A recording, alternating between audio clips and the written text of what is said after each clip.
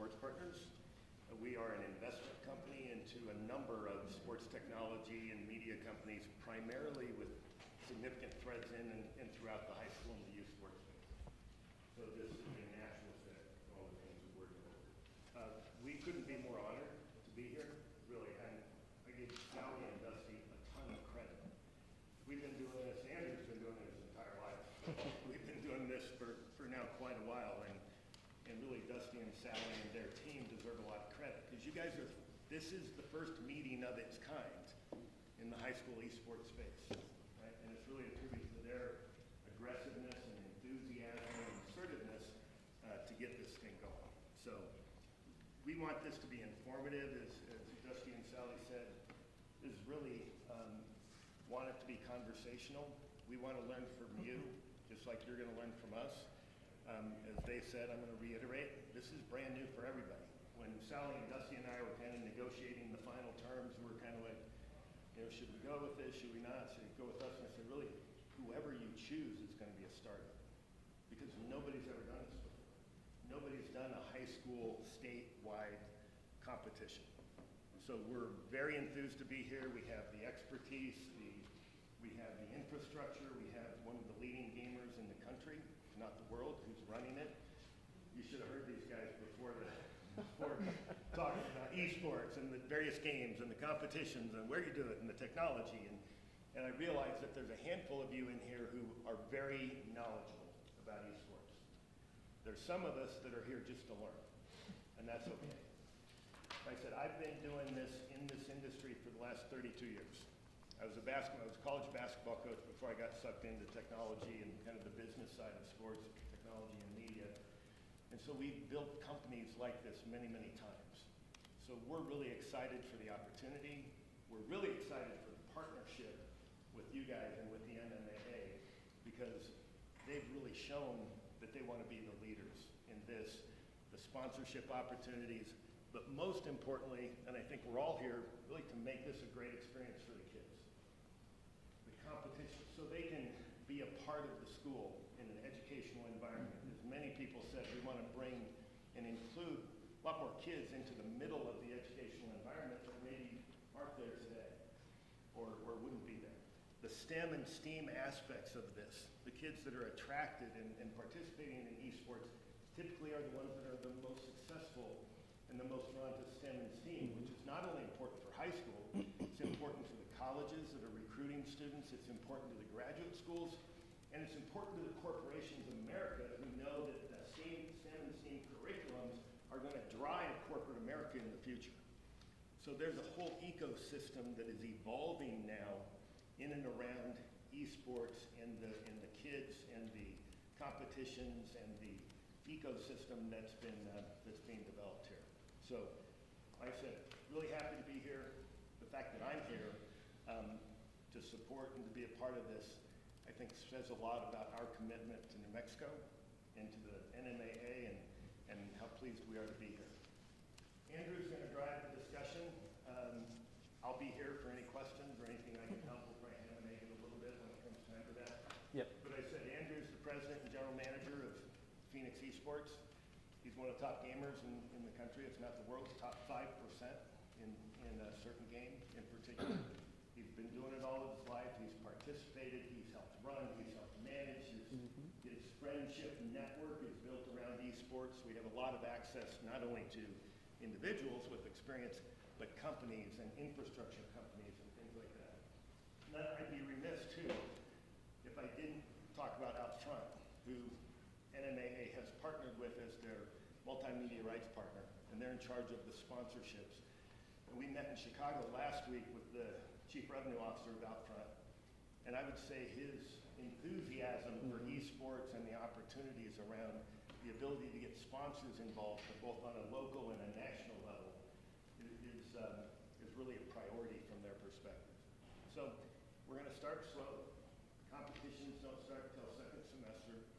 We did that on purpose so we could do the education and the orientation, and this will evolve, over the next few months.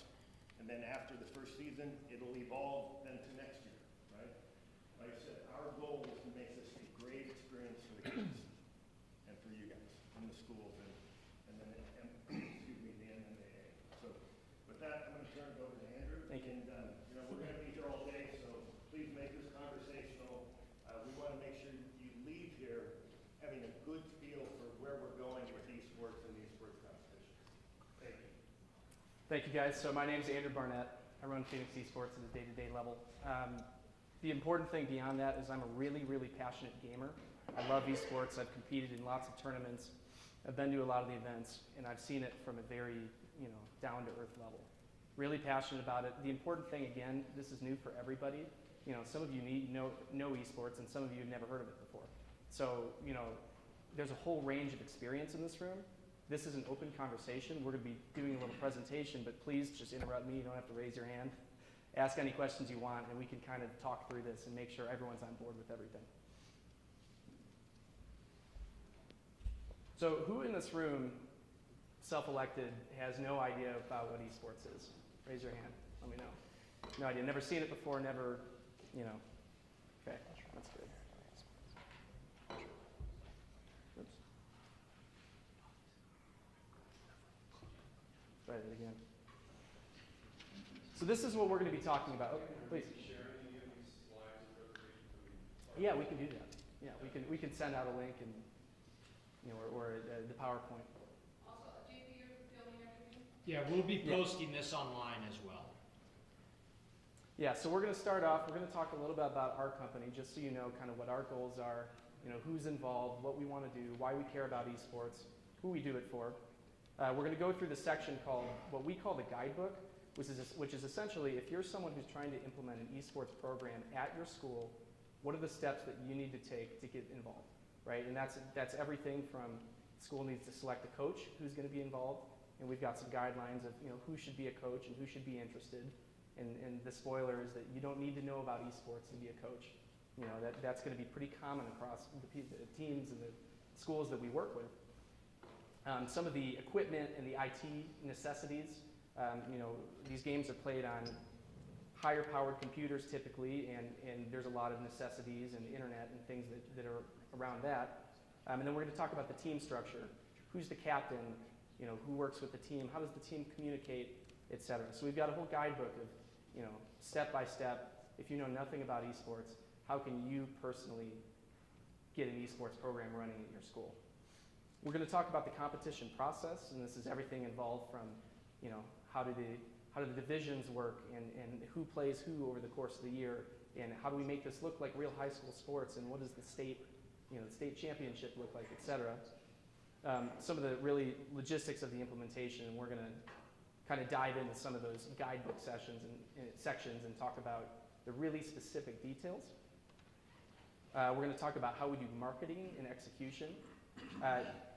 Of the people here, raise your hands again if you're someone who has an esports or a gaming club currently at your school. So that's a pretty good amount, and lots of kids want to be involved in esports, and they generally know about it.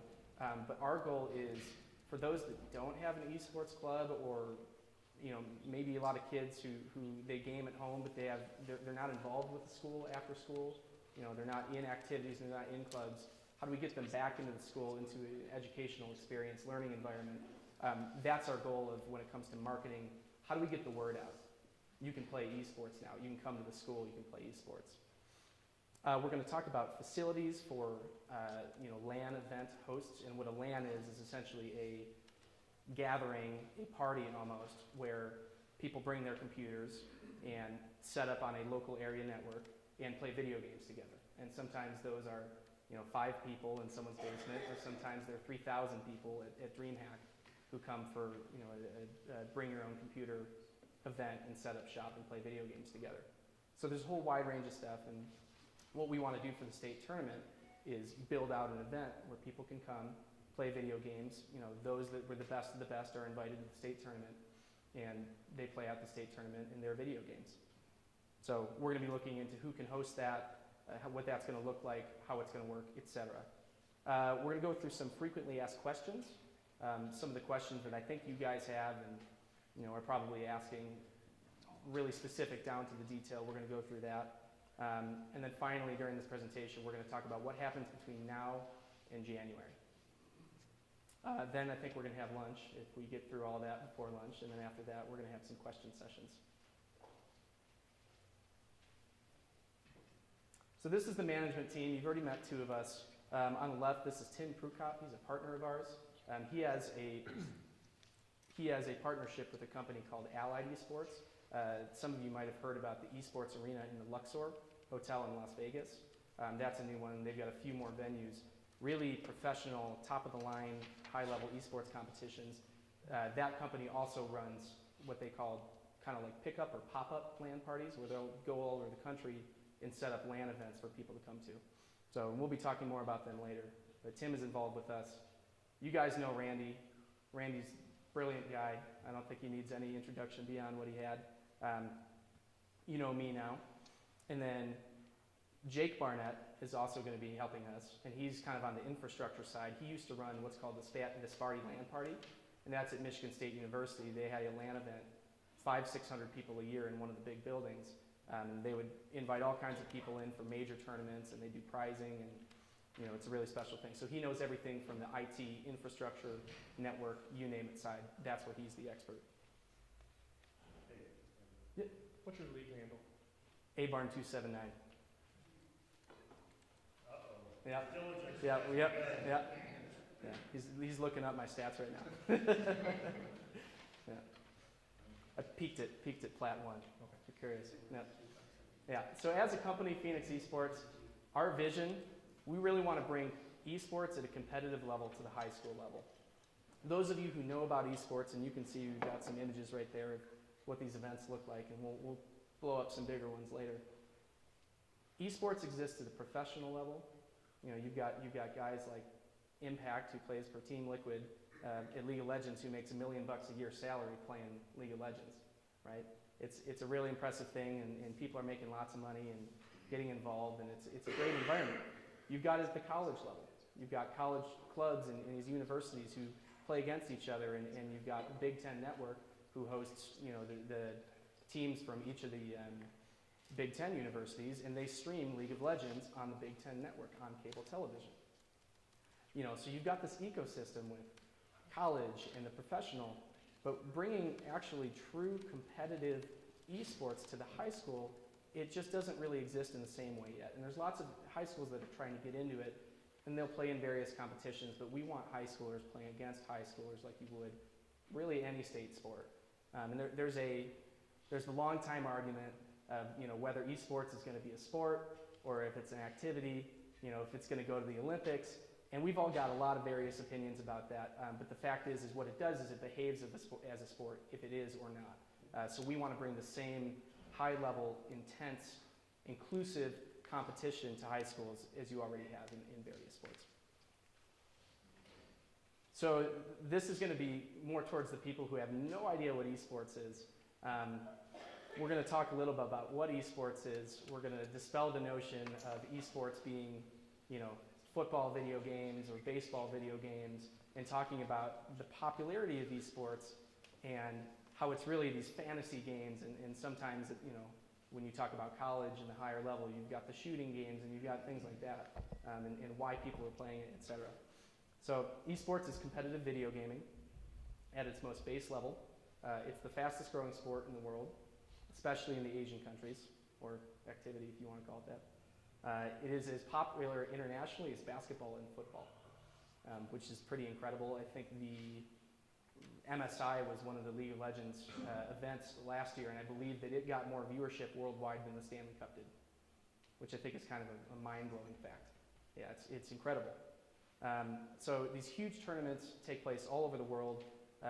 Hundreds of millions of people view and consume esports, whether they play it or not. Lots of people watch esports who don't play it anymore. They played video games for a little while, they see the competition at the highest level, and they just want to keep watching.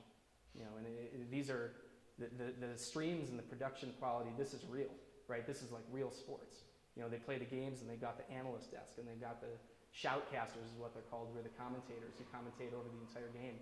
And it's really an energetic and positive, environment for everyone watching.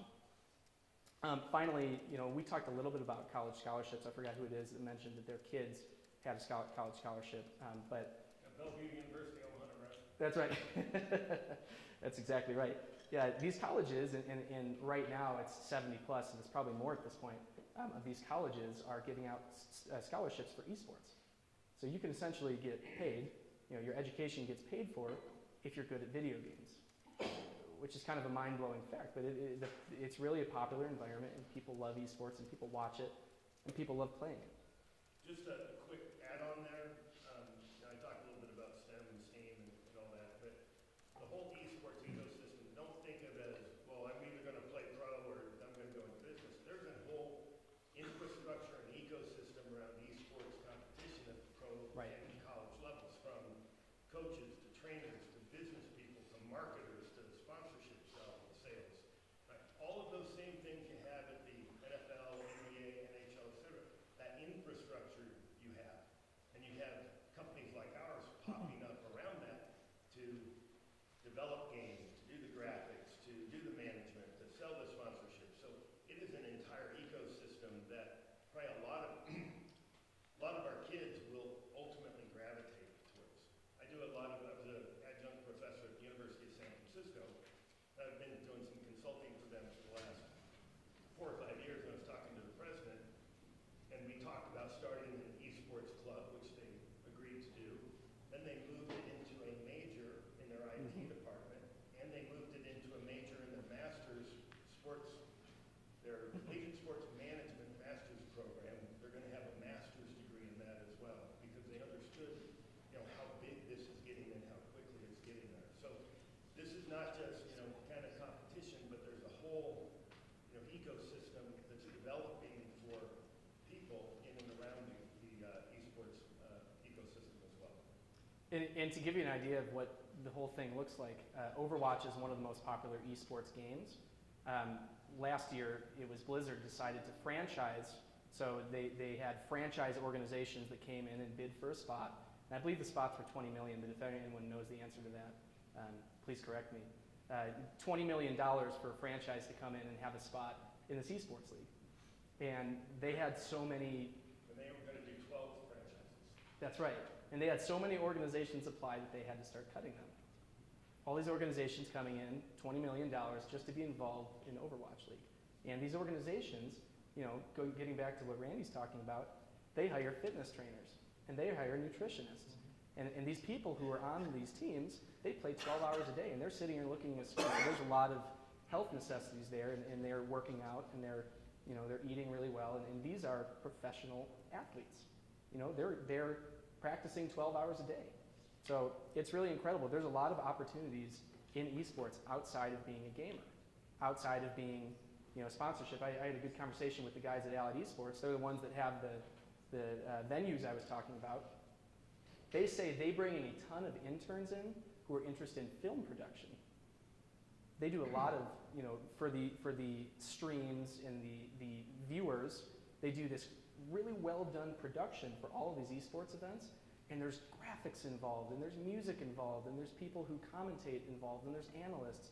And there's all these people. It's an enormous ecosystem. And actually, in esports, the gamers are the smallest part of it. The management and everything. Yeah. So since we're on the conversation of sponsorship, and this may be a question for the NMAA people, I have several students who are sponsored by companies and stuff. Yeah. Do they lose their amateur status and are not able to compete with a high school team if they are personally sponsored by someone? So we have that listed in the rulebook. That's a good question. Okay. Anyone who's considered a professional athlete or professional esports athlete is not eligible to play. But the question is that does sponsorship count for that? And that's something we'll get back to. That's one of those details that's still pending. So that's a good question to, for follow-up. Make sure you keep that. Yeah. That will probably impact, a handful of players, right, or Right. prospective players in New Mexico, certainly in California, where we're going to be doing competitions, in Arizona and places like that, where maybe Right.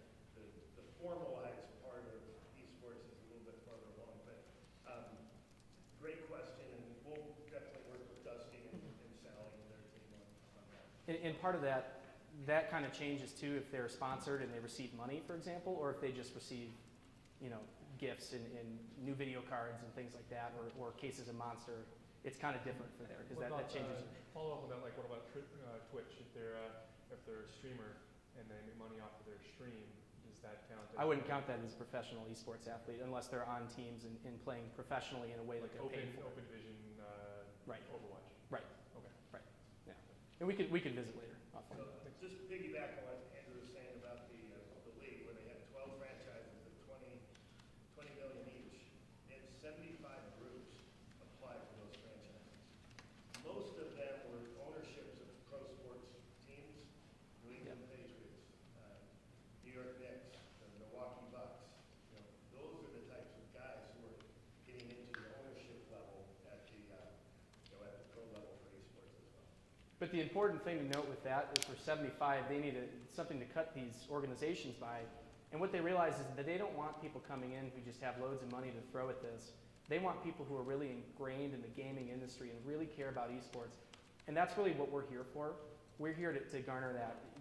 At the end of the day, we want kids playing video games. We think it's good for them. You know, it has a competitive nature of it, communication, there's education behind it. That's what we want. So that's kind of what this whole conversation is about. And it's mirrored even at the professional level with Overwatch. Yeah. And just to add on to the amateur status question, that's something that, of course, we'll be working out over the next few months from the NMAA standpoint as well. Just as we have our specific bylaws and policies for football and basketball and chess and whatnot, we'll come up with some guidelines for you all in that realm for esports as well. Cool. So this is, again, for those who really don't know about esports. This is the NALCS, which is League of Legends Championships in 2017.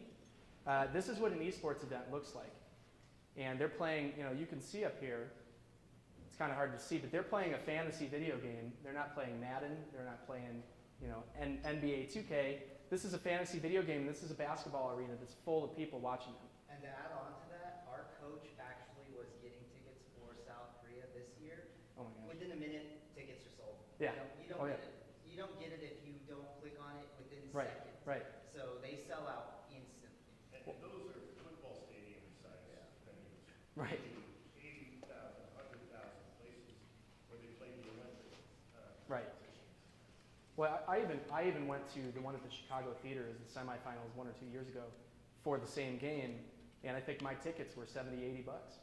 I mean, it's incredible. Everyone's coming to these, wants to watch them. There's huge demand for it, and it's just fun. It's a really inclusive environment. It's really fun. You don't even have to know the game that well. It's just the excitement is palpable. Anytime something happens in the game, the crowd just roars, and you can hear it over the stream, and it's really incredible. Does anyone have any questions so far about esports? And again, this is more towards the people who don't know about esports. Do you have any questions? Cool.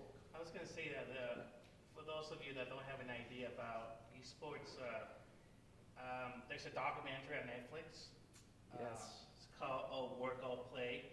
That will give you sort of an idea of esports. Overall, I think it's a decent documentary. Yeah, I've heard. I haven't seen that one. I've heard a lot of people who are new to it say they've seen it and just they didn't know any of this existed. Yeah. Yeah, it's all work, all play. All work, all play. Yes. Yep. So it's all work, all play.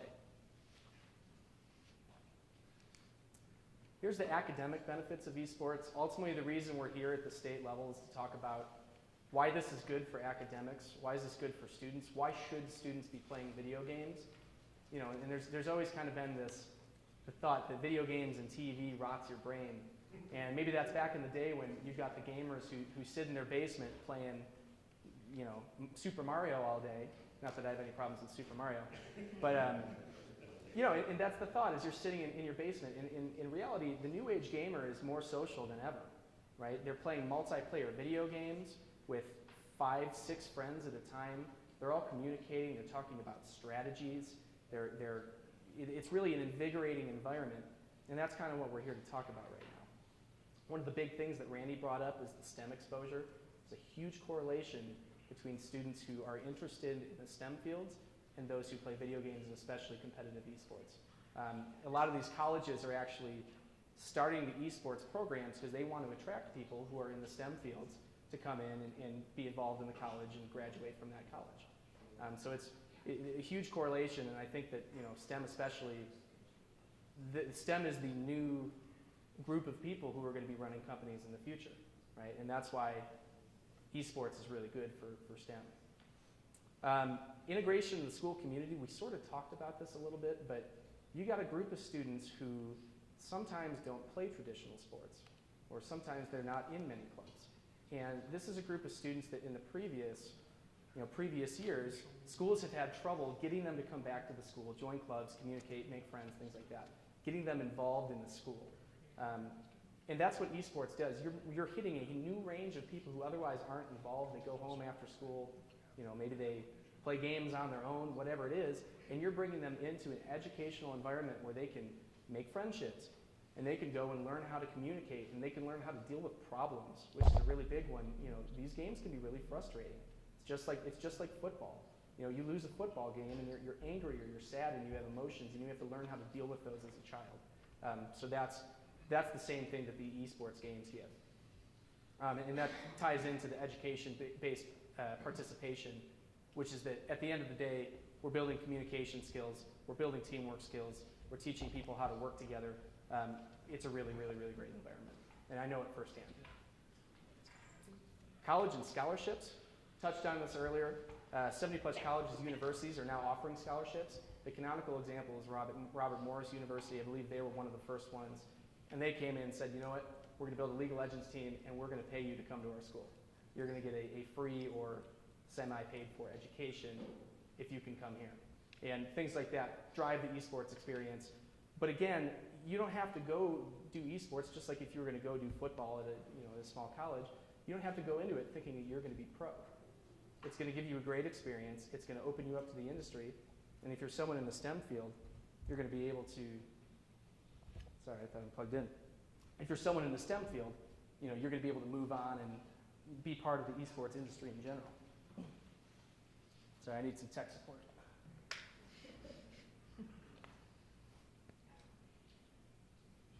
There we go. You are the tech support. I know. Isn't that scary? Yeah.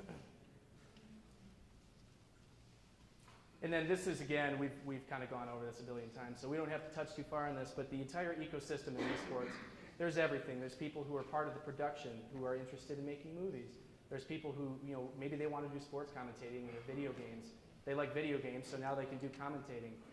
For these LAN events, they have tons of people managing and doing the IT and the infrastructure, and the internet needs are enormous for these events, as some of you IT folks would probably guess. They're enormous. So there's this enormous group of potential jobs and opportunities that these students are now opened up to because they're going to these events and they're meeting people and they're gaining friendships and building these relationships. And then finally, personal development. If you're playing and you're at a high level of esports, probably more than most traditional sports, you need a high level of communication, right? So when you think of football, the offensive huddle, the quarterback's telling everyone sort of what to do, right? And he's the chief communicator almost. But beyond that, once you know your job, there's not a lot of communication that needs to happen. When you're in esports and you're playing, these 5-6 person games, everything you do, you need to talk to with every single other person on your team, right? Because you don't know where the enemy is, or you don't know, what's the strategy, which way are we going this time, etc. It's all communication, and those are really, really important skills for students. Does anyone have any questions so far, talking about the personal side and the education side, etc.? All right, let's move on. Next, we're going to talk about the guidebook, and this is how you would actually implement esports. Sorry, I already asked this question. How many of you have esports programs or club programs? I'm going to pick you. For your programs, who do you guys usually play against? What does your seasons look like, or not seasons, but how does that work? I mean, it's mostly just internal. Lots of internal. We don't really have we all have the IT structure, but we have a local community building that has just outfitted itself with computers, and so it's just a lot of kids showing up and playing and streaming. Playing against and learning it, yeah. Does anyone here part of an esports or club program that plays against other teams or goes out and joins tournaments? So tell me a little bit about your program. We played the last 3 years in something called the High School Starter League. Yeah. It is broken up by region, and we were playing everybody from Hawaii, California, Oh my gosh. Oregon, Washington, and it's all high schoolers.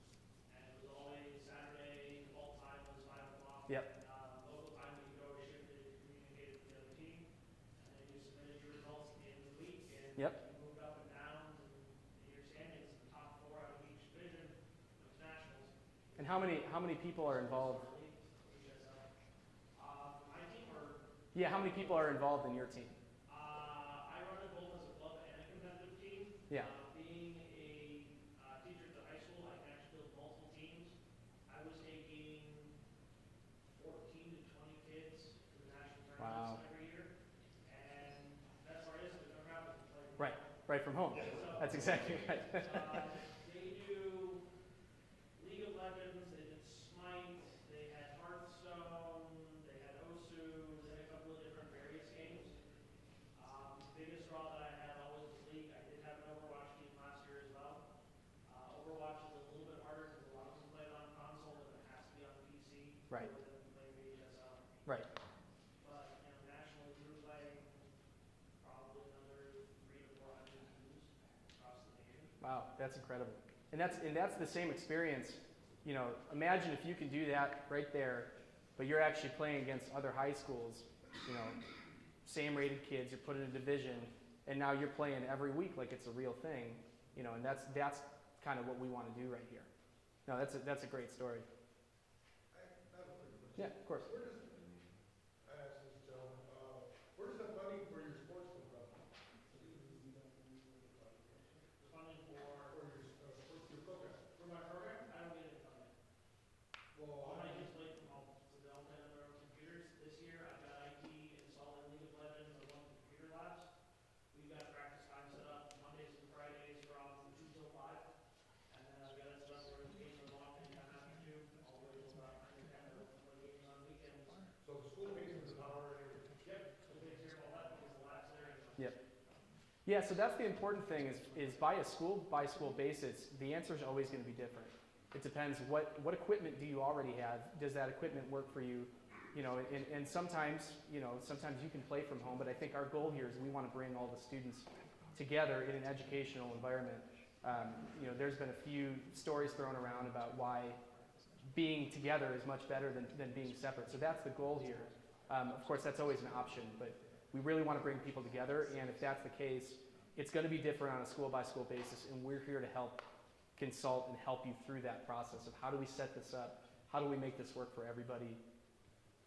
So, and I think this question's been on my mind, that, you know, that experience kind of brings it to the forefront.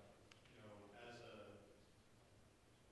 platform, Yep. you know, one of the concerns that I think immediately, especially in a situation where kids are actually gaming from home, Yep. are things like, you know, MD5 hacks and these kinds of Mhm. things that people do to get unfair competitive Yep. advantages in a lot of these games. And of course, that's another, I think, really important career Yeah. field for kids that are interested in those sort of sports.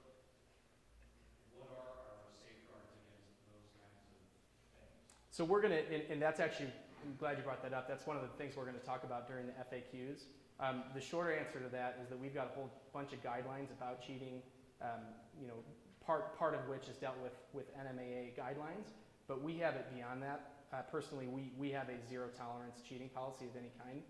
I think if you're a gamer, you typically know if you're being cheated against, and you know, my example is Counter-Strike is one of the big esports games, and they've actually implemented a program for cheaters called Overwatch, not the game Overwatch, but it's what their program's called.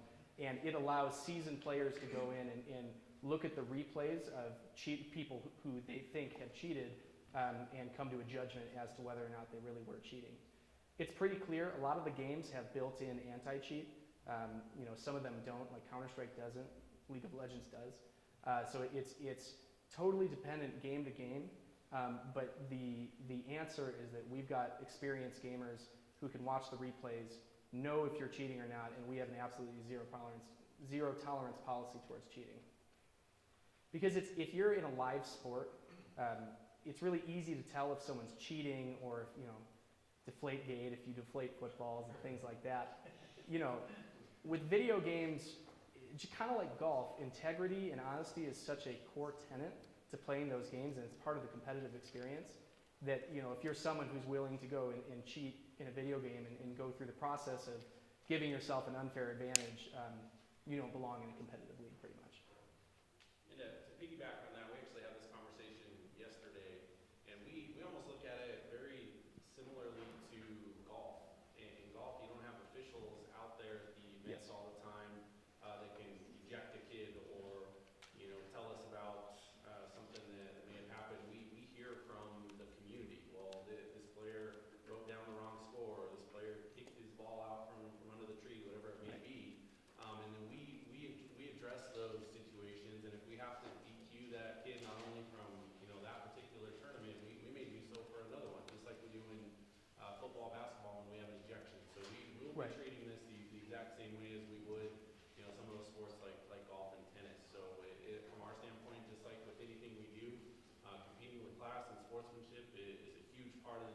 Activities Association, and we Yep. expect that with esports as well. And that's the important note, is the reason it's, real quick, the reason it's better than golf is that all of these games are public record and you have replays of them. So unlike golf, you really have no way of going back just by, it's really word of mouth or, witness that someone kicked their ball out from under the tree. Esports, all this stuff is recorded, so that's the added benefit. And we'll have an appeals process, so Yep. if somebody thinks that the opponent was cheating, there'll be an appeals process. And she's got a team of guys who will come in, review Yep. the questionable video and make those determinations along with Dusty and their staff. Any more questions related to that? And we'll oh, sorry. To go back on the National League thing, Yeah. Are we exclusive only with Phoenix Esports and NIAA if we want to also enroll our students in a National League? Are we allowed to do that? I don't think we have any terms about that, but we can talk about that later. Yeah. I mean, from our standpoint, it'd be just like football, basketball, and baseball. If you're a high school program, you're under the NMA umbrella, you're under the NMA umbrella for our season. What the kids do in the summer and the off season, I mean, it's just like club, AAU, basketball. But I know at the end of the day, Phoenix Esports will want to have summer leagues and fall Oh, leagues yeah. potentially. So we'll work through those issues as they come about. But again, I think right now we're looking at it, we don't want to take away from the kids' experience outside of the education-based side. We know there are a lot of kids that like to go out and, play these national competitions or regional competitions, whatever it is. So for now, we're really just focusing on that January to April season under the NMA side, and we'll start looking at those other issues as they come about. Yeah, and that's the important thing there is we just don't want to take away from that experience. If you've got scheduled games that are on the same day, that's not really a good situation for anybody. So that's really all it is. We want to make sure we're giving the best possible experience, and to give an experience to one school means that the school they're competing against that week can't cancel their game because something else is going on. You know what I mean? So that's kind of where we are with that. Back to the guidebook. This is kind of the high-level instructions of how do you start a club, how do you integrate with our platform, etc.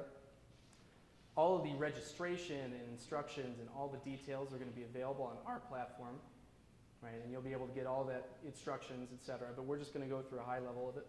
The important thing is that once the school selects the coach, whoever it's going to be, they're the ones who actually register the team on the platform, and then they send out invite links to everybody else. What is your website? What's the website that we'll be using? Website isn't live yet. Okay. Yeah, it's going to be called ePreps, and that's going to be the where the platform's hosted through, but it's not live yet. Yeah, and we'll get all that information out to how do you access it, etc. Yeah, so the school, the coach creates the team, sends out invite links to all the players. The reason we do that is because we don't want Joe Schmo from Maine to go and join your team and pretend to be a kid playing and he's not really there. It's just something that we want to avoid. We're going to go and we're going to handle all the communications. And for those of you who know kind of the space, who's familiar with Discord, the app? Raise your hands. So a few of you are. Discord is a free use app, computer, phone, pretty much every platform that allows you to join a server. And a server is kind of a grouping of relevant communication. So for us, it would be the NMAA Esports, right? Would be the server, and then all the scheduling information and admin we're going to be posting there. You could go through almost like a help desk almost for our admins to help and figure out what you need to do, etc. So it's an open communication platform that can be used by the students, the schools, us, etc. So we're going to be running a lot of that communication through Discord and all of the updates to scheduling, and if there's any issues, we're going to have admins there who are able to help. Will you be running, so during the games, Yeah. you envision having teams on, like, so you've got your, Yep. League of Legends Discord server game one, and then you've got your two teams there or whatever. That's an option. That's pretty common. What I would actually suggest is that the schools themselves make their own Discord server and use both of them, just because any internal communication and channels, you don't need to worry about locking channels for certain things like that. It's completely internal. So the goal is that they would have their own school for their Discord server. They can speak for day-to-day matters. Who are we playing next week? And we have to scout them and look at their replays, which is definitely a thing. And then any of the actual relevant to the NMAA and competitions, that all happens on the other server. Just to give you an idea too, don't get overwhelmed by servers and Yeah, technology right. and Discord. We'll be doing these types of meetings probably a couple of more times, right? Sometime early October, late November, early December as we prepare. We'll have Right. WebExes for the registration and the technology. We'll have resources contacting your folks both through email and through phone. So please don't get overwhelmed like, oh my, this is getting Right. too big. We're just biting it off in chunks, right? Like, Well, and the important note with that is that these are all new terms, Discord and servers and all this IT related stuff. Any of the students who are involved in these games in esports, they know what this stuff is. This is all really, really common in the industry and everyone uses it. So, part of what, and we'll talk about it in a little bit, part of the team creation process is electing a captain. Sometimes in football you'll have people give out and they vote for it. Sometimes the coach is the person who elects the captain. So that's completely up to the school, whatever works for you. But the goal is the captain's the one that helps manage the technology. They know the video games. They know what they need to be doing before each competition, etc. So, yeah, please. Sorry. Yeah, you're good. What games are we actually talking about? So we're still in the process. The two games that we would like to play are League of Legends and Rocket League. That's what we're talking about right now. For those of you who don't know, there's a lot of corporate issues going on with League of Legends and Riot Games right now. So it's still an open process and working through. Rocket League is more of a guaranteed so far, but it's kind of an open thing. And in the official list, we're going to be adding and removing kind of as the seasons go on anyway. So the official list is going to be open around December of exactly what that's going to look like. So up here, you're talking about looking for a coach. Yep. Been doing a lot of comparison between this and things like football, basketball. Yeah. Is the person who's selected as a coach going to have to be a licensed coach through the state? That's a great question. No, it can be a sponsor, a representative. We like to use the word coach because it's someone who, they're really there to help with student issues and help motivate the students in organization and help drive and kind of be a mentor towards the students there. The answer to your question is no. And then also to piggyback on top of that, we don't really even expect the coaches to know about the video games they're playing. Sometimes they do. Sometimes they play the games. Sometimes they're good at them. And sometimes, they've never played these games before. They're just interested in technology and want to be there and like the idea of gaming and want to kind of be a mentor for all these students. So as far as licensure goes, that's going to be up to your school district to make that determination. All coaches for sports do have to be licensed, and that's state law. So as far as your advisors and coaches for activities, I would recommend whatever policy you have for any of your other activities, you adhere to that same thing with your esports. So Sure. this is we're going to be having schools competing against each other. Does that mean that this is going to qualify as a sporting event, or are we going to have? It's an activity. It's an activity under the NMAA umbrella. Yep. Think about it this way too, right? Some of you already have 30 or 40 people involved in your clubs or 20 people. It's not just one team, right? You may have 4 or 5 teams or 6 or 8 teams that you compete. One of the things that the NMA will require is you have a varsity team, right? For the, to qualify for the state competitions and things like that we're going to be doing. But we'll work through that as, time goes by and, how many kids, how many schools are going to participate in the first season. So, you may have one coach for a couple of teams. You may think you want to have a variety of coaches for each or sponsors, right, for each level of team. So, that's something that'll evolve. But I think it's a great question. It is. Yeah, and the important note at the end of the day is it's up to the school. It's what's best for you and your rules, et cetera. If we could say that every coach is licensed and knows everything about all the video games, we would do that. But it's not typically available at this day and age. So, any other questions about that? The process for choosing the games, how's that going to go about? I know, Yep. because again, we want to choose games that are popular, right? If we want this to get off the ground level, we need to pick games that kids are Yes. interested in. But I know that there's concerns with our first-person shooters because of the legalities and PR. What's the process for choosing these games? Do we know? How are we picking them? Yeah, so the process is we pick the most popular games, the ones that people are most invested in, especially at that age group in particular, For example, if we were discussing Counter-Strike, which we're not because it's a shooting game. But about like Overwatch, right? Because that's kind of that in between. That's right in that in between. So right now, we've made an agreement that we're not going to be looking at any shooting games. That's something that's very open, and we're open to revisiting that. Overwatch, for those of you who don't know, it is a shooting game. It's a team game, but it's very cartoony. You know, one of the characters is a flying monkey that has a electric gun. Who shoots electric sparks at people. So it's rated teen, it's not bloody, it's nothing like that. It's very fantasy. Right now we're not doing it, but it's something we'd be open to in the future if the schools and especially the students who are playing it come back and say, hey, we want to play Overwatch, et cetera. Just as importantly, right, when talking to Dusty and Sally, right, we want this to be a great experience for the kids. Right. But there's also, Thank you. approval process that they've had to go through. So we want to make sure that as we're doing the best things for the kids, we're also doing things that are going to be conducive to continuing to grow through the NMAA umbrella. So that will all evolve over time. As Andrew said, we'll be adding games, we'll be deleting games. We also want to work with companies that share the same values as the state, the NMAA, and the educational processes and things like that. And Yep. so this will evolve over time. As you know, for the guys who really know, even 6 months is an eternity from a technology standpoint. So things may change dramatically even over the next 3 or 4 months that may dictate, the games we play in season 1. And then as season 2 approaches, we'll all sit down and do a review and say, hey, what are the most popular games today? What are the games that fit with our mission and our vision and those types of things? And we'll, as Andrew said, one of the things we talked quite a bit with Dusty about, we want your guys' feedback, right? We want your coaches' feedback. We want the kids' feedback. We'll be doing a lot of those types of things, monitoring of social media, sending out surveys, trying to get feedback from you guys, because this is going to be an iterative process. Yep.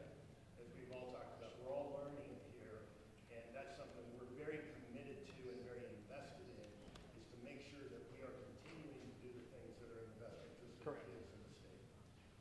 Does it evolve to console games? Yeah, we're going to talk about console gaming. The important thing with console gaming is a lot of the games that are played on console are much better for like local area. So we're a couple people sitting in a console.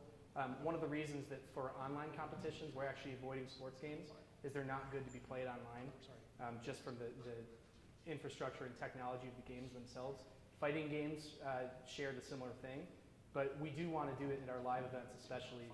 And we can talk about some of the other console games that can be played online, but it's definitely, it's not the plan as of right now. It's something that we'll have to open up to if that's kind of where the demand is. Just a follow-up on that. So we're looking at PC games, but can we use USB console controllers for it? Good question. If Keyboard, mouse. you can, it has to be the manufactured directly by the company. Oops. So if you were, for example, Rocket League's a good example. No one who's good at Rocket League plays with a keyboard and mouse. You need a controller, but you can't buy any of those crazy turbo controllers that are modded and anything like that. So it has to be an official controller. But yes, 100%. As far as the games, I know that sometimes there's issues with some of the Blizzard games because they're not implemented in their network. Is there any issues as far as, because I know Hearthstone's a nice, easy one for us to play. Yeah, really easy. It's easy to get Starcraft. Are there any issues with trying to pull those games in for us? Or? So we actually have just started looking at the Blizzard games, and the main two ones would be Heroes of the Storm and Hearthstone. I wouldn't usually suggest Starcraft just because it's lost a lot of popularity in the West. Something that we're still in the process of early stages of looking into, though.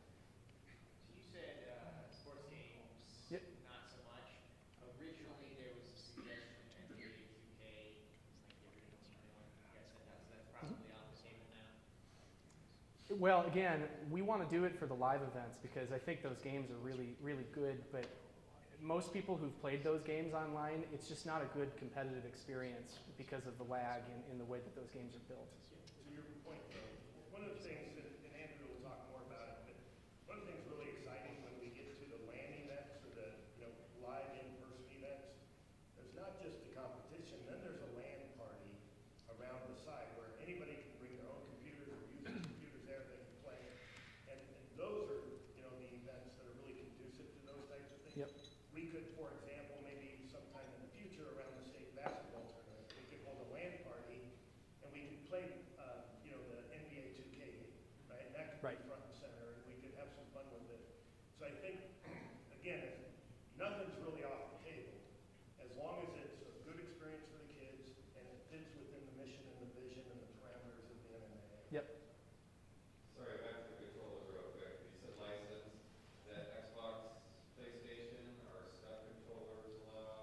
I would personally suggest Xbox, the ones from Microsoft, because they integrate with Windows so well.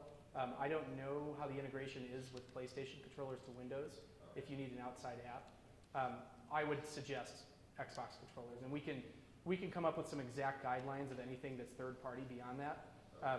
My preference right now is keep it to first party Microsoft, and if PS4 controllers work, we can do that too. But yeah, beyond that. Yeah, because I was gonna say Fortnite natively supports both. Oh, does it On really? PC, Yeah. it Yep. natively supports both Yep. PS4 and Xbox controllers. So. Well, and some people like Steam controllers too. So Yeah. Steam controllers would be considered a first party controller as well. Okay. I have a question. Yep. What about, do you have students or some students are really competitive in the Yeah. game? And do you have some kids who are just kind of taking the activity as a hobby? Yes. How do you deal with that? That's a really good question, and we're gonna kind of dive into that a little bit. But the quick answer is that for the teams, schools can have multiple teams, so they'd have a varsity team. They could have as many sub-varsity teams as they'd like. The varsity teams would be the most serious, however they'd like to do that. And the goal is through our, all the games we're playing have publicly available ranks, so we can pull the ranks and through our, placing algorithm, so to speak, through the divisions and who they're going to be playing during the regular season. We play them. We put them against same skill level opponents, or roughly in the same average. Yep. So kind of in the same lines, and I'm not a gamer like I was back 20 years ago with asteroids and Galaxy.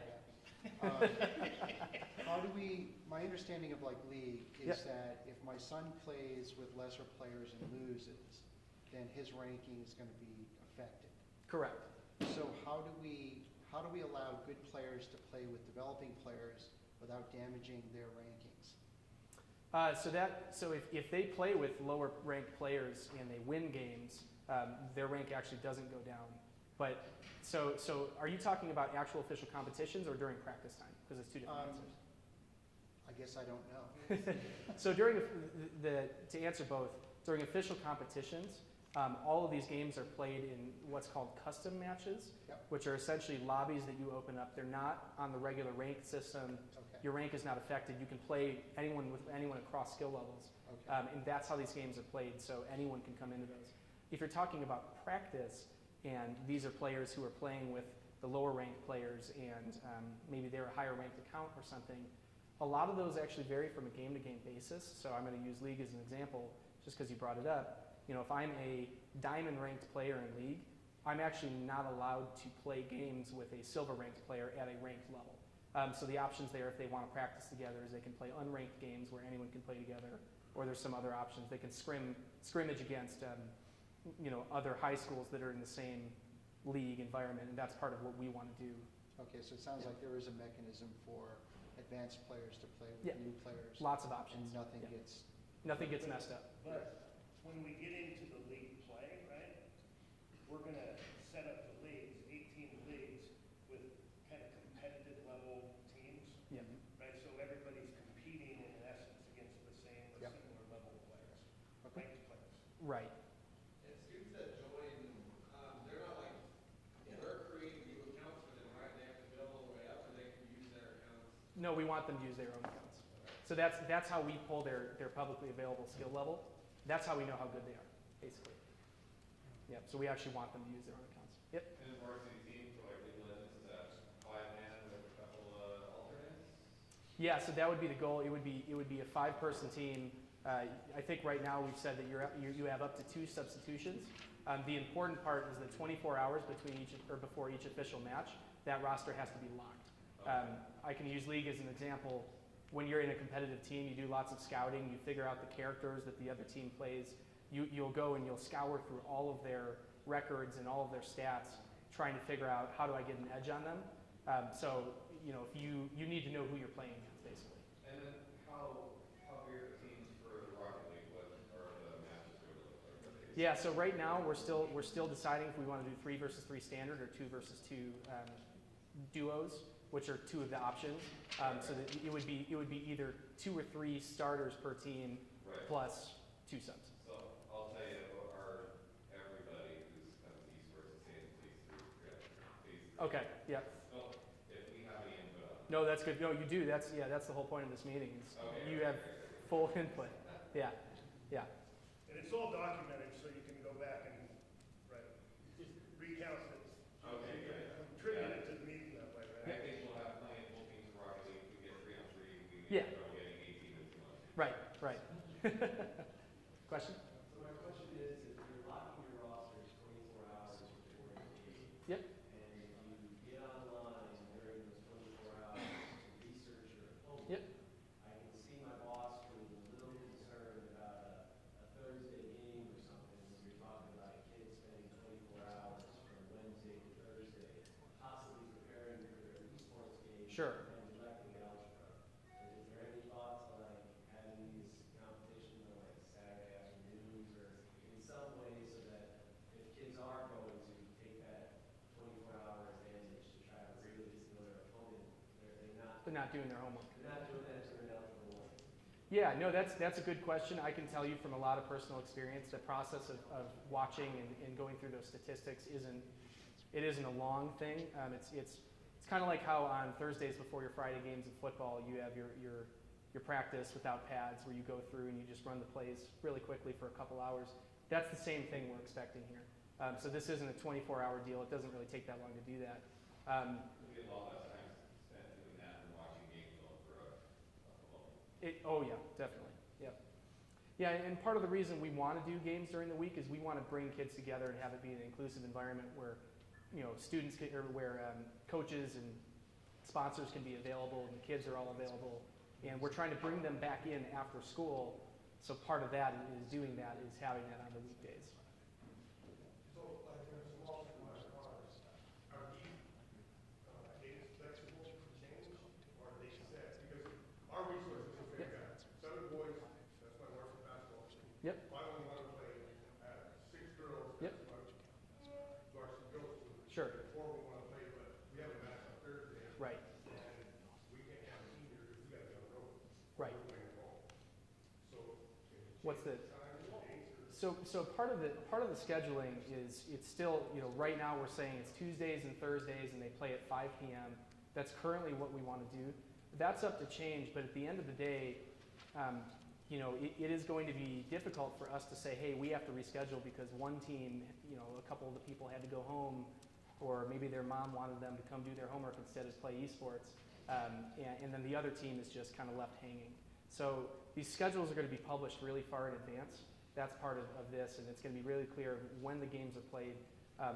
If there's a kind of group consensus of when we want those to be, we're going to be looking into that. But kind of the one-off situations, we can't really do schedule changes in those really one-off situations depending on what it is. And to add to that, so I think the way we look at it from the NMA office, a lot's going to be determined by how many schools actually sign up for esports. Mhm. Now, if we have, 8 schools in similar size to Wagon Mound, probably makes sense to group you all together just like we do in other sports because we're going to have to look at that situation for all of you. We realize for our small schools, it's going to be the kids that are playing basketball and competing in other sports and activities. So we will have to look at everything case by case, and we might have to adjust schedules here and there. Mhm. Back to what I said at the beginning of this meeting, this is just a starting point. This is where we come up with something to at least to present to you today, and we know we're going to have to fine tune quite a bit that we're telling you here Yep. today at this meeting. Yep. And I'd just like to say, I think looking at school size is huge because, yes, we might have a team from Los Alamos, but we're nowhere near the size of some Albuquerque schools. And Right. so, yeah, we might be able to fill the league team with 5 platinum level players, but we may have only had 5 to choose from, whereas a bigger school might have had 15 kids who are all of that rank to Right. choose from. And Right. so therefore, they can really be more competitive on who makes that team and roster. So. Yep, exactly.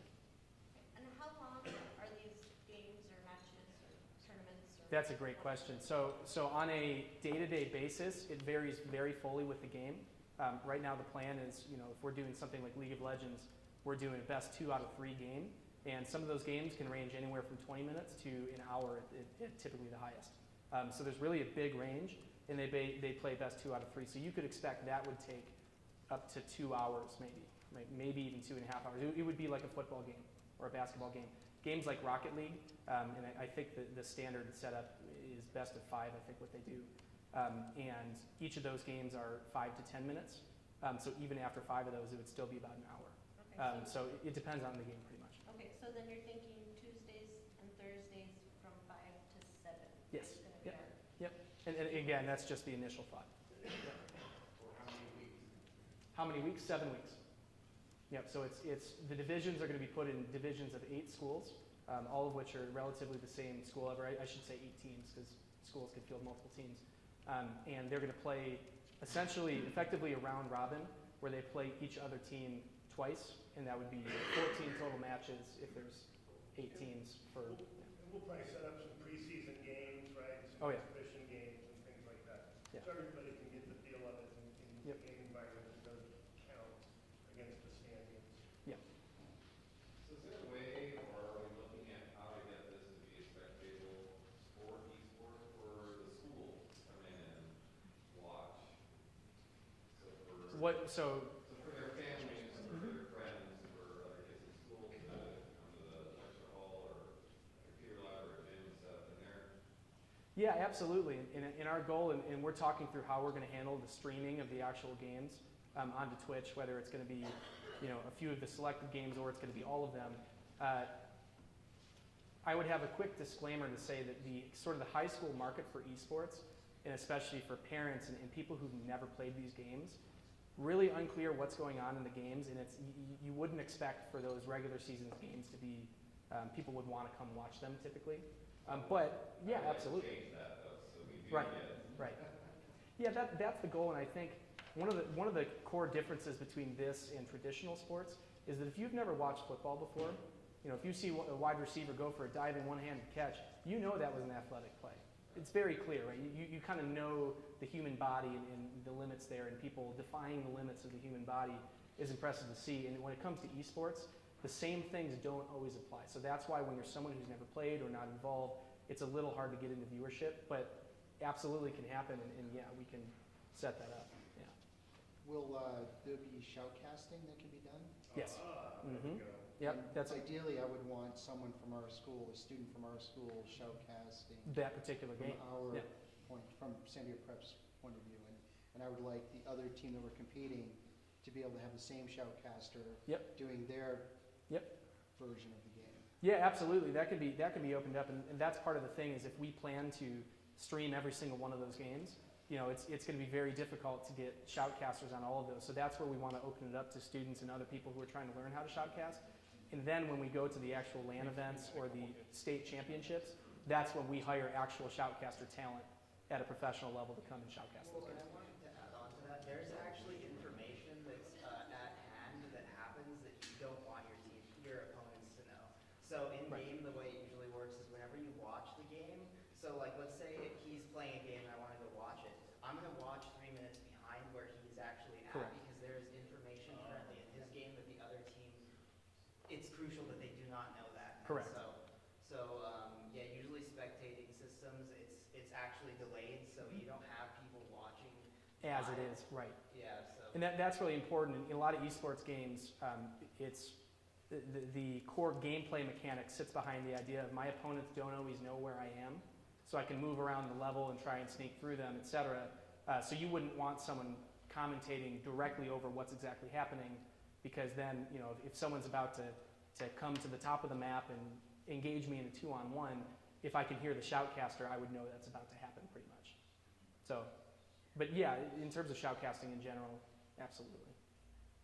How's the infrastructure equalized? I mean, you could have a kid with a $10,000 computer and a kid with whatever the school's got. How's it going to be?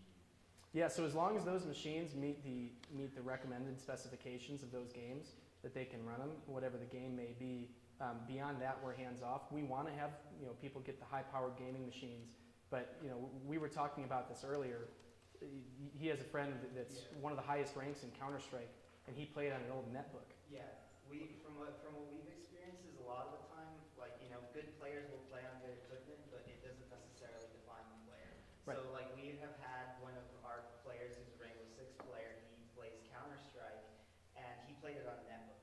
So something like a laptop like this, that he had to look at blocks basically to be able to Right, play the game. right. And so he got there. There are people that get there playing with like Touchpad, touchpads yeah. on the computer. So it's not necessarily a restrictive factor, although like good players will go to a computer like that and be like, I'm not but it's, Right. but unless you haven't experienced that, then it doesn't play a lot of a factor. Well, and I think the good analogy to that is that if you're on the football team and you've got ratty old cleats, you can still play ball, but as you get better, it would be beneficial for you to have nicer cleats. So you're still included, you could still play, but obviously having the nicer equipment helps you, right? So the one restrictive technology that we can think of is bandwidth. Yeah. For those of us who live in rural areas, and there are a few of us in this in this room. Yep. That could really put us at a competitive disadvantage. How do we rectify that? Yeah, so and we actually sent out IT surveys, which I think some of you have seen, trying to figure out kind of what your network infrastructure is at your school.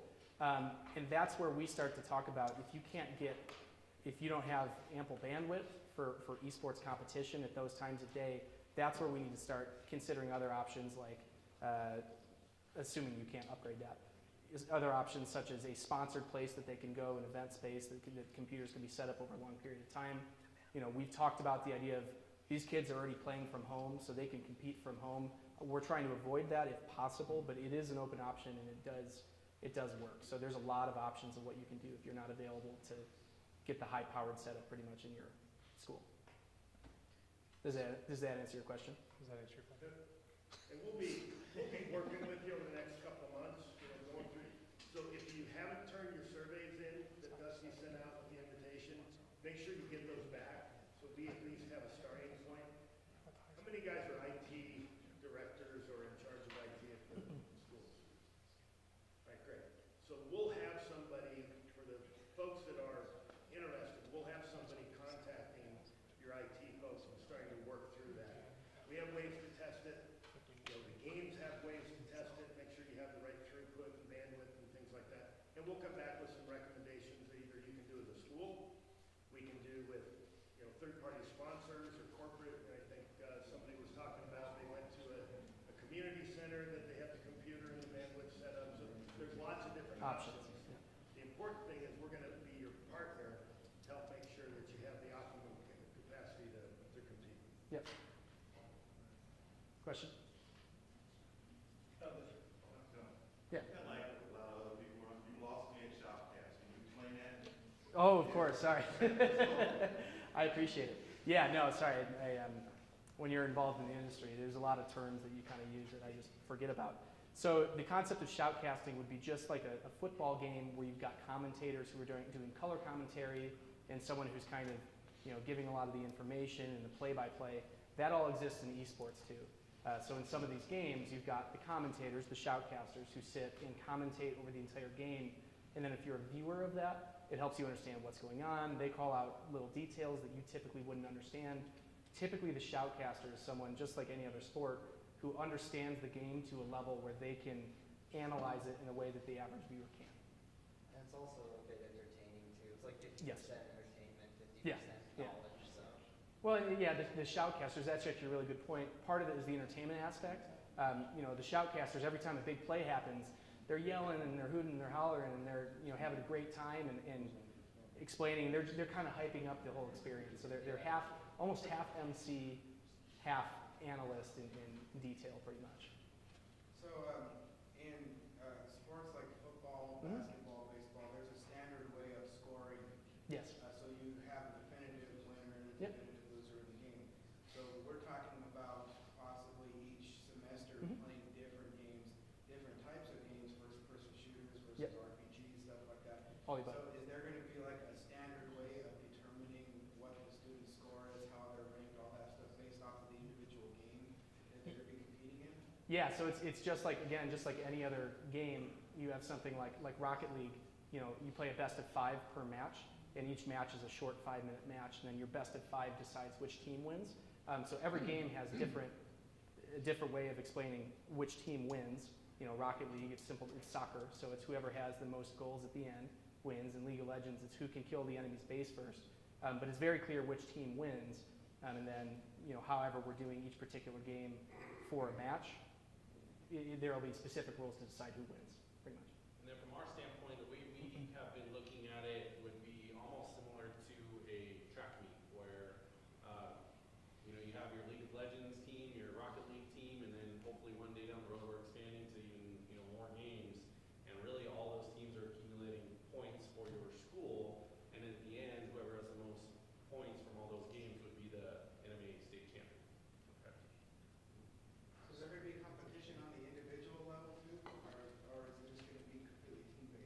Right now it's team-based. We're discussing games like Hearthstone, which is a 1 versus 1 game.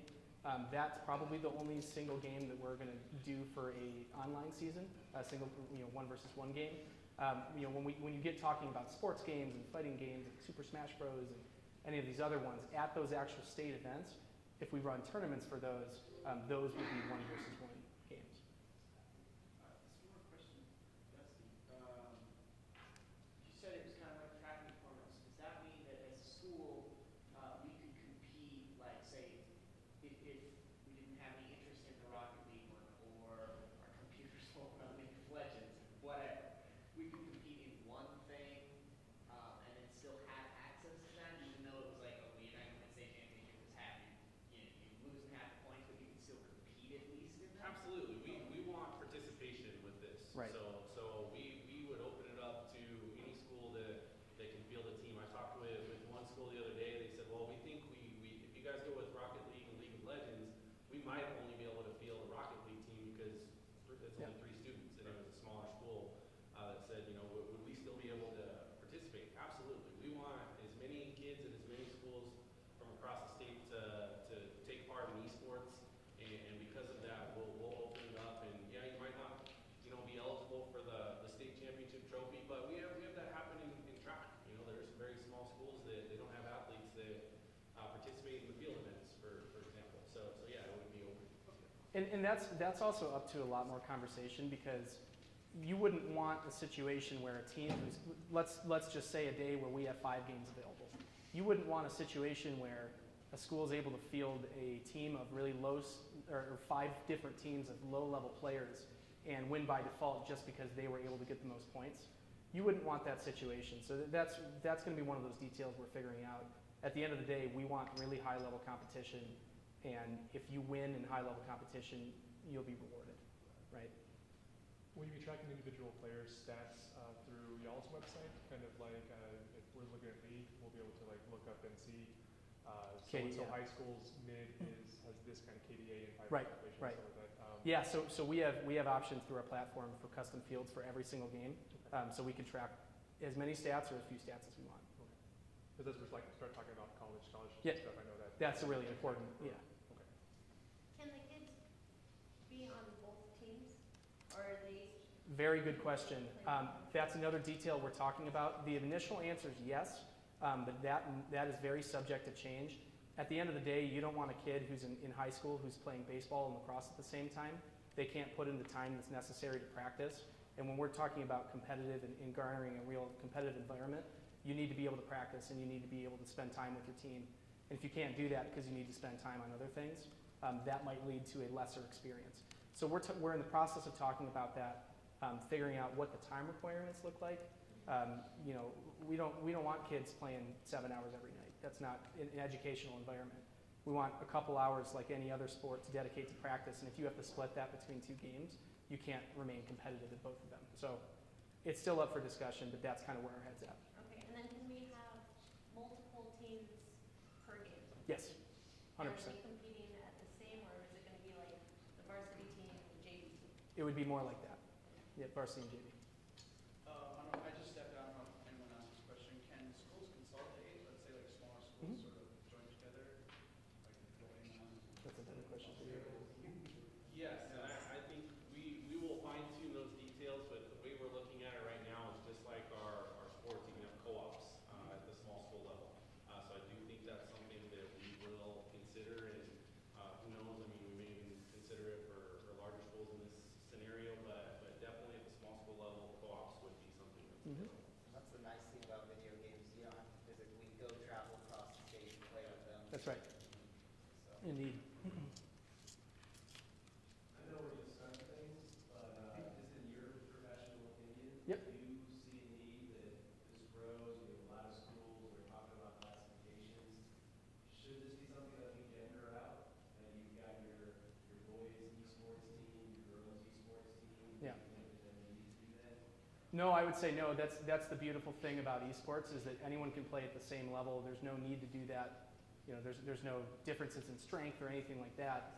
Anyone can play, and it's a totally inclusive environment. And part of that is that we're not cutting kids either. Yeah, there's no, if you're a woman or a man, there's no difference in your ability to play esports.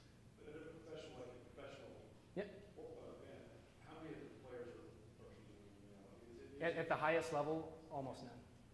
Yeah, it's very heavily male skewed. You're going to see a lot of, it's actually quite amazing. Video games and esports in general are going more female. The people, like the fans, for example, there's something like 24% of these fans are female. And from someone who's really been involved with video games for a long time, it's not really what the expectation is. So it's moving closer to that center. It's becoming more inclusive. From the very high level, it hasn't really happened yet, but in the upcoming years. They also have had female, because they've had female disco leagues. Yes. And so they actually have split off the genders, and it's kind of all just an experiment at this point. It's also Right. new that Right. we're kind of watching what's happening, but as of right now, we know that male and female, like, yeah, there's no physical, you don't have to be 6 foot tall Right. to play games, so. Right. I would tell you, as a guy who a couple of years ago was probably a lot like many of you, right? As I've learned more about this, whether it's Phoenix's perspective, it's NMAA's, or it's the gaming publishers, everybody wants to make this as inclusive of an environment as possible. We don't want to separate things out. We don't want to create classes and things like that. There's enough of that in the rankings and the competition. This is really meant to be inclusive. Right. This is a true form of an educationally oriented experience, both at the publisher level all the way down to the high school. Yep. I'll say that, I have been in the esports thing for a year now. I have 2 girls who regularly show up, just competitive as guys. Oh yeah. I've had about 12 to 14 girls come up to me since it's been NMA sanctions. So they are Yeah. looking to be competitive. And play. More Yeah. so than just having a social aspect on Friday afternoons. Something you do right, exactly. Yeah, that's our goal. Is we want a gaming environment. People are inclusive. People are having fun. People are spending their time after school, showing friendship. In our minds, there's no reason why we should class them out. That would just be a bureaucratic thing. There's no actual reason to do that. Well, I guess I'm going to play devil's advocate. Yeah, We please. have a coding called for girls. Mhm. And when you take that gender aspect out, girls blossom a different way than they do when they're in a group of coding Mhm. boys. So I think there is still a gender component. Yeah. I'm not advocating splitting it out. No, I understand your point That completely. should be recognized. And I think as an association, we will do what our member schools want us to do. If we come to a point where it makes sense to split it out, then We can do it. definitely we'll look at that for sure. Yeah, so I originally came from the software world, so I actually know, I'm originally a programmer, and that's another field that's moving to more and more women are getting involved in it. And there's definitely something to be said about, women-only groups and things like that, in that field at least. Is it brings people out and it gives people a voice in a way that maybe they don't feel like they do, et cetera. So definitely very good on the devil's advocate side. And it's something that we consider if that's what people really want. And I've actually found that with my daughter who started our esports league in Yeah. our district, she finds herself more competitive because she's Yeah. competing with the boys who are, Right. more classically. the Classic ones that are gamers, yeah. competing and Yeah, no, I completely agree, and that's kind of the thing, is that we want it competitive especially, and once you start splitting that out, maybe the girls team would have harder time finding competitive matchups because there could be a range of skills or just less players in general because less women are playing these esports games. So they might find it hard to have competitive matchups and garner that kind of competition. So that's a really good point. Do the students have headpieces? Yes, headsets. Talking to each Yep. other? Yep. So I'm sure you guys heard how some of these kids talk to each other over these games. So Yes. is that something that we have to monitor? Yep. All right. Well, no, I mean that's up to you, but that's part of sportsmanship, Yeah. right? And I think you'd find, you guys all know, when you step on a football field, the kids might be yelling and swearing and whatever, and it's not something you want, but it's something that just comes out Yeah. as part of competition. Once you start stepping into things that you can't say, that's another one of those very low tolerance for that kind of thing. Yeah. We don't want people involved who are, especially when we talk about bringing more women into it. Yes. When it gets to that, can't happen. Yeah, because Cannot everyone happen. these kids talk to each other. Right, right. What's that? Conversations were recorded as part of the game, right, that you would have access to? No. So anything verbal is not recorded. We're not trying to play Big Brother. But these kids, they play with each other, and for the most part, the kids know when things should or shouldn't be said. Anything that's text is recorded. And there's a whole reporting system. We talked about whether it's cheating or, in this case, integrity. The way you talk is also something that can be reported, and that's when we can start to investigate those things. You're not. In the back first. One of the nice things about Discord you set up for your school district is Discord is only for your team. So the other team can't hear you, so you can't make fun of them, you can't shoot them out, you can't swear at them. It's only your team that will be able to hear. Oh. Yeah. So Discord Oh, is yeah. necessary for both teams at the same time. Your servers were your kids only. Oh. Correct. And then the other team will have their own servers where you actually don't communicate with anything other than typing out in game, and that's always recorded with the game. Right. Okay. And to follow up, that was a question that was actually brought up by our students in our little informational we had a week ago about esports, and they were like, well, what are you going to do about toxic players? And I was very front, like, they won't be playing, they will not be on the varsity team. So that's like the decision that you can make, and if we're using Discord, you can also record your own individual Discord channels as well. There's third-party programs for that, and so that way you can record and go back through and listen to what they were saying during the game. Correct. And kind of monitor it too. And just to be really, really clear about that, when it comes to communication, we're not trying to say that you can't trash talk. That's a part of the games. It's a part of football. It's a part of basketball, and it's going to happen. What we're saying is that anything that's even minutely sexist, racist, homophobic has absolutely zero tolerance and just won't be accepted in anything involving this.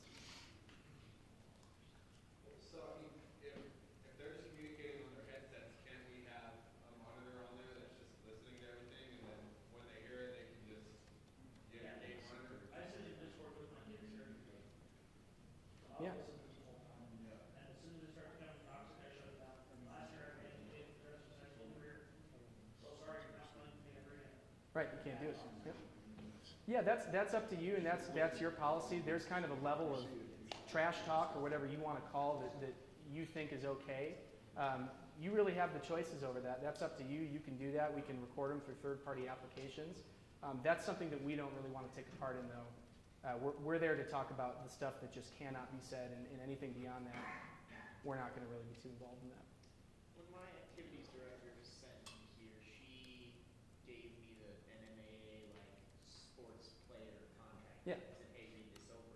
That's something that we're expecting these kids to sign and follow. Is there going to be a GPA requirement? Is there going to be a, if you say one of those words like there's like NMA, like you're not coming back, or you're banned for Season. number of games Yep. or a season or something like that.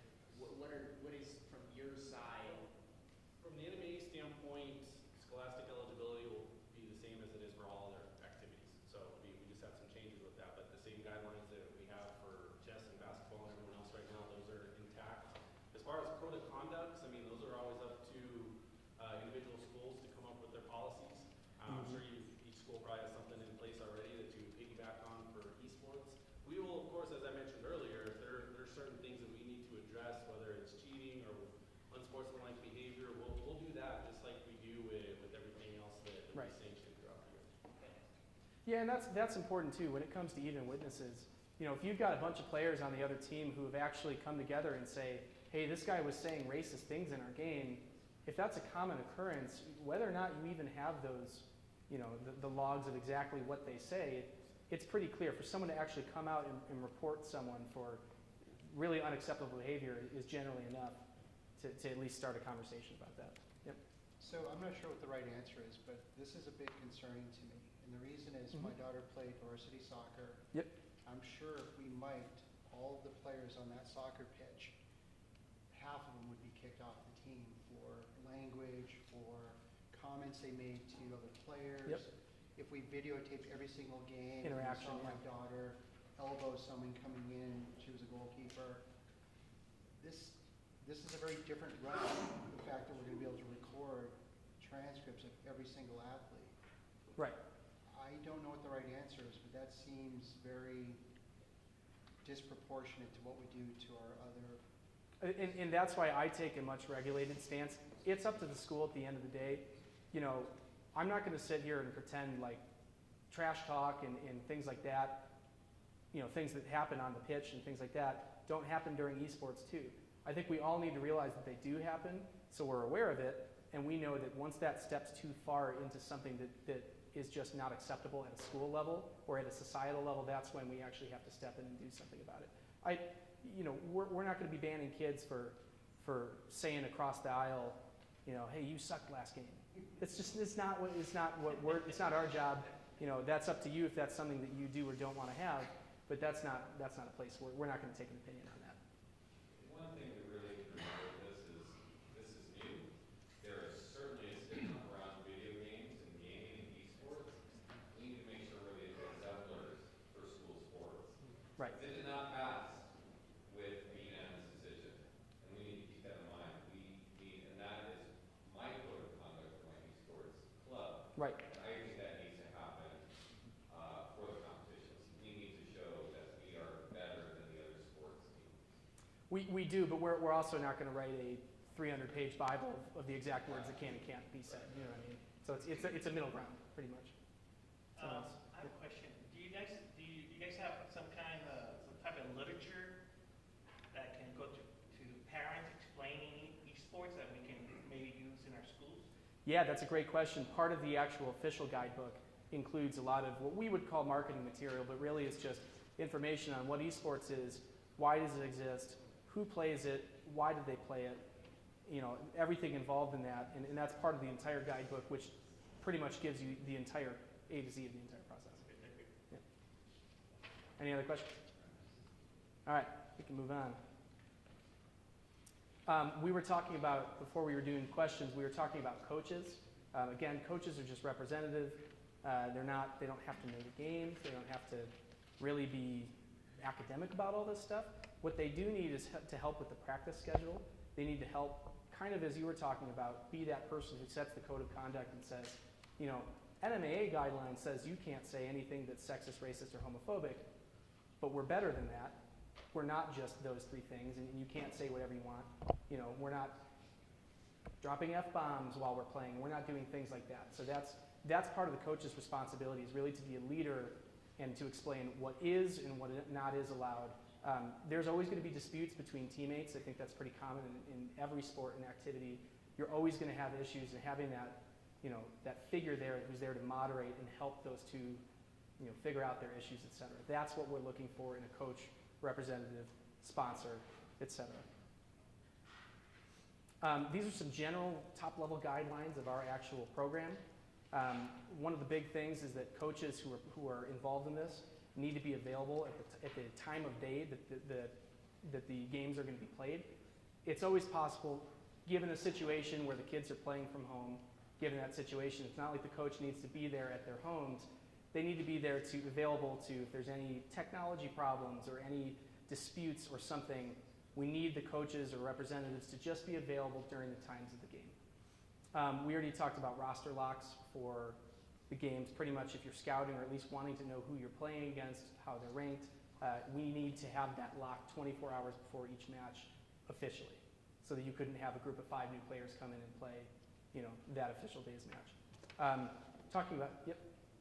So question? This year, is that fee only applicable for next semester? Correct. Yes, that's applicable for second semester, aka the beginning of 2019.